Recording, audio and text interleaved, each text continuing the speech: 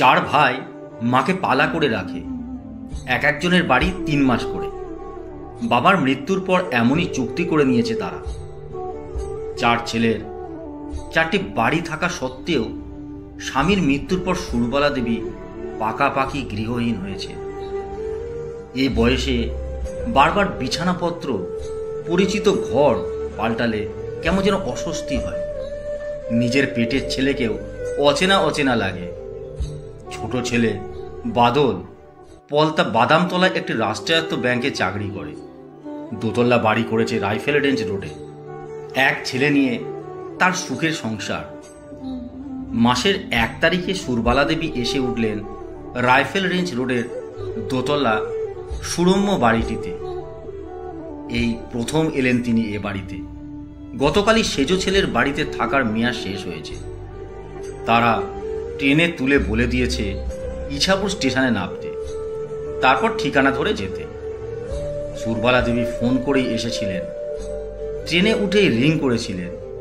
স্টেশনে নেমে ঠিকানা ধরে টোটো নিয়ে দরজায় এসে দেখলেন তালা ঝোলানো। ছেলেকে 2 বার ফোন করে জানতে পারলেন বৌমা ছেলে নিয়ে ব্যারাকপুর গাজাগলিতে টিউশন পড়াতে গেছে, ফিরতে একটু দেরি হবে। সেও এখন ব্যাংক থেকে বেরোতে পারবে না, ফিরতে রাত 9টা। একটু ওয়েট করতে বলেই ফোনটা কেটে দিল। ঘণ্টাখানেক পরে দেবযানী ছেলেকে নিয়ে বকতে বকতে ফিরল ঘেমে নেই। তালা খোলার ধরন ধারণ দেখে মনে হলো আবার কোথাও এক্ষুনি বেরোবে। মারাত্মক ব্যস্ত। সত্যি সত্যি বৌমা ছেলে নিয়ে আবার 10 মিনিটের মধ্যে বেরিয়ে গেল। যাবার আগে সুরবালা দেবীর ঘর, টেবিলে ঢাকা দেওয়া খাবার এবং টিভির রিমোট ধরিয়ে দিয়ে গেল। ভালো করে মাথাটা পর্যন্ত আঁচড়াতে পারল না। ছেলেকে টানতে টানতে ছিটকে পড়ল রাস্তায়।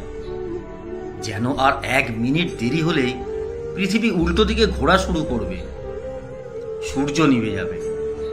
ছেলের নাকি আবার টিউশন আছে, আবার ব্যারাকপুর যাচ্ছে।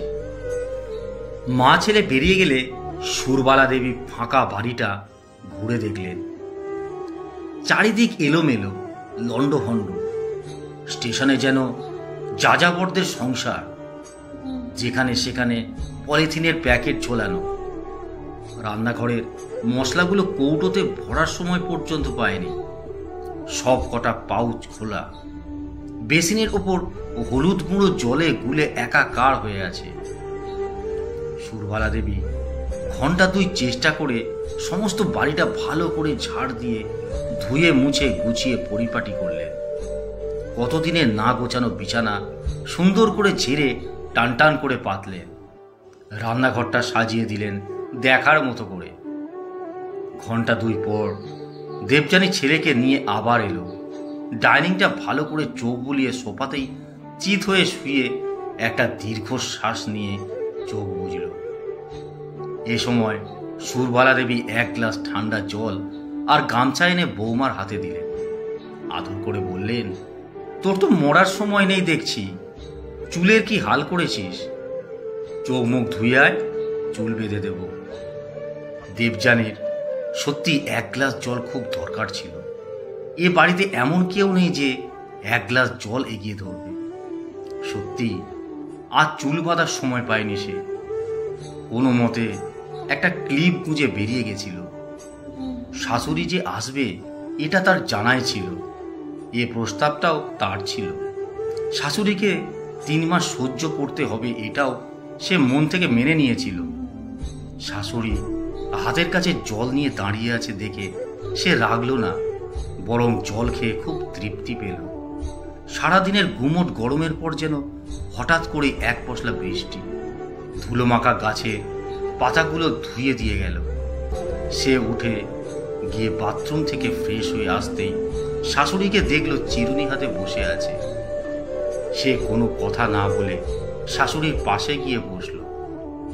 চুল বাঁধা শেষ করার আগেই হঠাৎ শাশুড়ি বলল, কি রে, মাকাল ফলটার সঙ্গে চুলোচুরি করেছিস? ওরে, আমরাও করতাম, তোর ছেলেও করবে, ও ওতে মন খারাপের কি আছে? কথা শেষ হবার আগে দেবযানী ঘুরে একবার শাশুড়িকে দেখল। সে ভাবতেই পারেনি তাকে মনমরা থেকে একটা নিখুঁত আন্দাজ তিনি করতে পারেন। মনের অস্পষ্ট ধূসর খাতার এলোমেলো লেখাগুলো এত সহজেই তিনি পড়তে পারেন। এ সময় থপথপ করতে করতে পিঠে বইয়ের ব্যাগ ঝুলিয়ে ওপর থেকে দীপ নেমে এলো। সে এবার 9 পড়ে। মায়ের কাছে এসে বলল, রণ স্যার একটু দেরি করে আসবেন, হোয়াটসঅ্যাপে লিখেছে। কি করব? তারপর ঠাকুমার দিকে তাকিয়ে বলল, শুনলাম তুমি 3 মাস থাকবে, খুব ভালো হবে, গল্প করা যাবে। শেষে ডান হাতে তর্জনী তুলে মাকে দেখিয়ে অনুযোগের সুরে বলল, এনাদের সঙ্গে তো কথা বলা যায় না, শুধু পড়তে বলে। সুরবালা দেবী নাতির কথা শুনে শুধু হাসলেন, কিছুই বললেন না। দেবযানী শাশুড়ির কাছ থেকে সরে এসে ছেলেকে নিয়ে আবার বেরিয়ে পড়ল রাস্তায়। যাবার সময় শুধু বলে গেল দরজাটা ভেজিয়ে দিতে।